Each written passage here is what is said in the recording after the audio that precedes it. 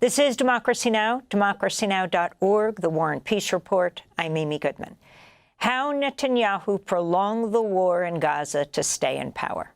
That's the headline of a new investigation in the New York Times Magazine published Friday. The co-authors write, quote, "Why, after nearly 2 years, has the war yet to reach a definitive conclusion? Why did Israel frequently turn away chances for de-escalation, instead expanding its military ambitions to Lebanon, to Syria, and now to Iran? Why has the war dragged on even as the leadership of Hamas was decapitated and more Israelis called for a ceasefire?" Unquote.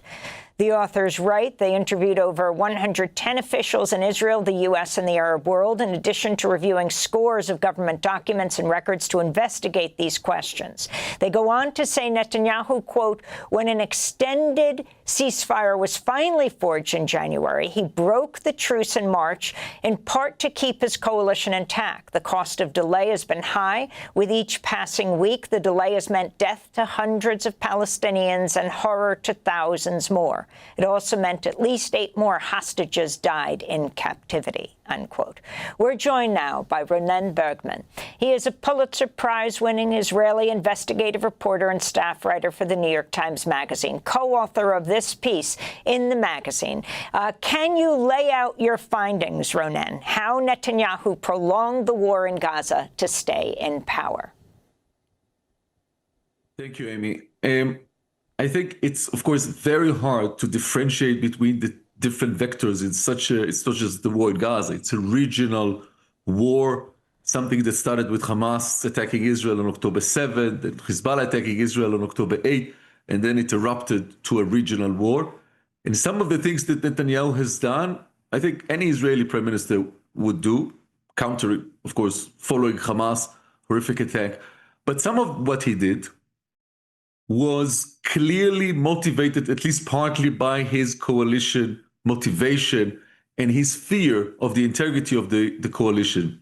His coalition is dependent on the ultra-right parties that again and again threaten Netanyahu that if he goes for a deal, if he goes for a ceasefire that will bring back the hostages, a ceasefire that could bring, a new page to this so painful, bloody war, if he does that, then they will disassemble the government. One of the scenes that we are describing, this is just a case study, together with my colleagues, the Jerusalem bureau chief of the New York Times, Patrick Kingsley, and the reporter for the New York Times in Jerusalem, Nathan Odenheimer, is happening in April 24. You just quoted something that happened almost a year after, which repeated that. But in April 24, Benjamin Netanyahu, together with his small cabinet and national security and military advisors, agreed to a deal that would put the war to a halt. It would have weeks of ceasefire. It will have an exchange of Palestinian prisoners for Israeli hostages, and it will bring hope for negotiation, for cessation of hostilities, withdrawal of the Israeli military, and possibly also something that Netanyahu has thrived for many, many years to get, and was the closest of any prime minister, which is the normalization of relations with the most important Arab country, Saudi Arabia, that was willing to do that. He was about to bring this to the larger cabinet. He says to advisors, "I'm not putting this on the agenda. I want to put this as a surprise, or not to let the more extremist ministers to oppose and coordinate." And when he was just about to do that, the Ministry of Treasury, Bezalel Smotrich, one of the ultra-right members of the cabinet, entered the room bursting and said, "Prime Minister, I heard that you are going to put a proposal for a ceasefire." The details bothered him, and he says, "I just wanted you to know, Prime Minister, I wanted you to know that if you do that, you do not have a government," meaning that they will leave the coalition and it will be disassembled. And Netanyahu said, no, I was not going to put anything on the table. And he whispered to his aides, "Don't put this offer forward." This happened in a time when it was not just sabotaging the possible hostage deal and a possible ceasefire deal. Of course, ending the misery of the hostages, of the millions of Palestinians, bringing back the hostages, saving the life of many Israeli soldiers, and maybe be a page turner to a better future for the region. But it could also bring normalization for Netanyahu, something that he really wanted. Now, Amy, it's not that Netanyahu doesn't want the hostage to come back. It's not that Netanyahu doesn't want normalization with Saudi Arabia. He does, I'm sure. But there are things he wants more, or maybe more precisely, things that he fears more. And that is the integrity of the coalition. And repeatedly, again and again, Prime Minister Netanyahu put the integrity of the coalition, the safety of his continuous rule of the government and the state, while he's up on severe corruption charges, he put this as a first priority ahead of any other priority. So just today, he was back in court after coming to the United States, back in an Israeli court, saying, he should not be tried because he has to deal with national security issues. You write, for Netanyahu, the immediate rewards of not having a peace deal have been rich. He's amassed more control over the Israeli state than at any other point in his 18-year tenure as prime minister. He successfully prevented a state inquiry that would investigate his own culpability, saying the fallout must wait until the Gaza war ends. Even as the defense minister, army chief, domestic spy master, and several top generals all either have been fired or have resigned. And you talk about how he attends court up to 3 times a week for his corruption trial. His government now moving to fire the attorney general who oversees the prosecution. If you can go more into that and investigation into how October 2023 happened, with Netanyahu himself approving millions of dollars brought in, by Qatari officials to Gaza to support Hamas. Yeah. Let me start with the latter, with your permission, Amy.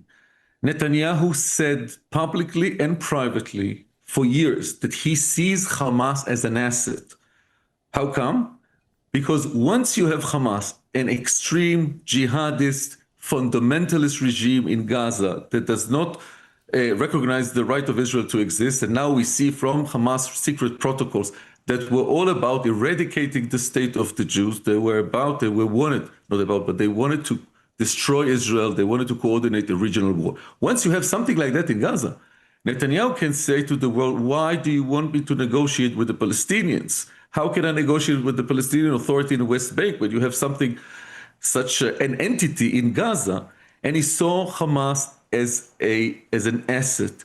He convinced the Qataris to funnel many hundreds of millions of dollars to help the Hamas government in Gaza, to help them survive. While at the same time, as we uncover, during the last year since he became prime minister again in early 23, and until the war, he pushed back again and again and again on any idea of his military chiefs and the leaders of the intelligence community to confront Hamas, to assassinate their leaders.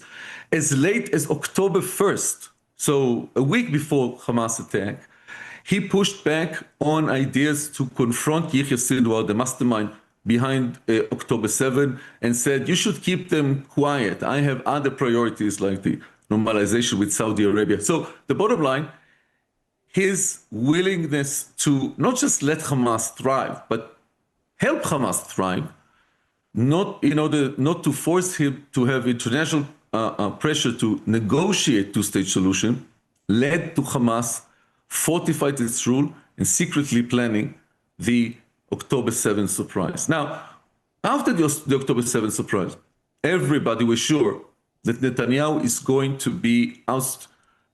be expelled from politics after bringing a year of an attempt to weaken the judiciary, to fire the attorney general, what he's trying to do now as well.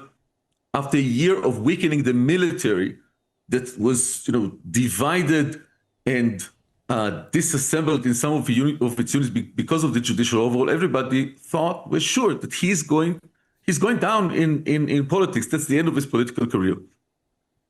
But Netanyahu prevailed. He used smart, sophisticated, sometimes brutal, sometimes inhonest politics, together with sophisticated propaganda machine working in Israel, together with confronting the judicial system He promised to make himself available for his trial, but then when the trial came, he's doing or using any excuse not to be there.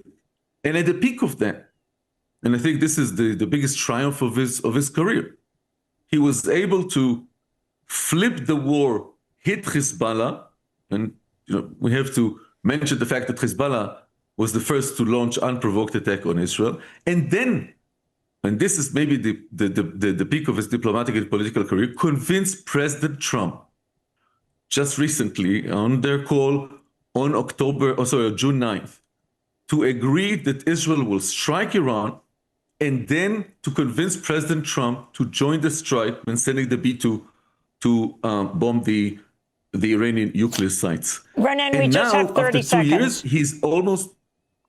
Sorry? We just have 30 seconds. Go ahead. I'm saying, and now after 2 years, he is stronger than ever since October 7, and some say maybe even strong enough after all that happened to re-win the elections. And it's not a coincidence that he's trying to weaken the gatekeepers and fire all of them just before maybe announcing elections. Ronen Bergman, I want to thank you for being with us. Israeli Pulitzer Prize-winning investigative reporter for The New York Times, co-authored the investigation in the magazine How Netanyahu Prolonged the War in Gaza to Stay in Power. His book is titled Rise and Kill First: The Secret History of Israel's Targeted Assassinations. Thanks for watching Democracy Now! On YouTube. Subscribe to the channel and turn on notifications to make sure you never miss a video. And for more of our audience-supported journalism, go to democracynow.org, where you can download our news app, sign up for our newsletter, subscribe to the daily podcast, and so much more.